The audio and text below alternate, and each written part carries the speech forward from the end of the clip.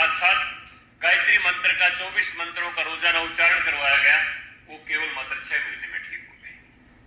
आज इस समय में वो लोग मानसिक विकारग्रस्त जो लोग थे वो ठीक हो। यानी हमारे ऋषियों मुनियों ने कितना शोध किया इसके ऊपर। शरीर के एक एक तंत्र के साथ, एक एक वायु स्थान के साथ, एक एक भाव भंगिमा के साथ हमारे जितने भी स्वर हैं, कोई वर्षा ऋतु का स्वर है, कोई ग्रीष्म ऋतु का स्वर है, कोई शरद ऋतु का स्वर है, कोई संध्या काल का स्वर है, कोई प्रातः काल का स्वर है, कोई अर्धरात्रि का स्वर है। संगीत के अंदर कितना शोध हमारे भारत के अंदर हुआ है और किसी संगीत के अंदर ये नहीं है।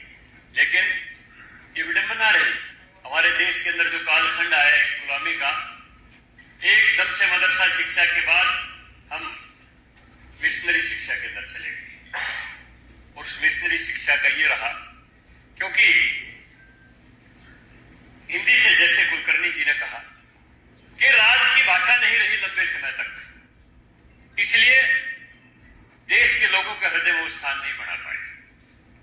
बहुत बड़ा कालखंड है गुलामी का जो रहा, उसके कारण हिंदी की जो उपेक्षा रही, उसके कारण देश ने बहुत कुछ झेला है। और मैं 2-3 बातें आपके सामने करता हूं।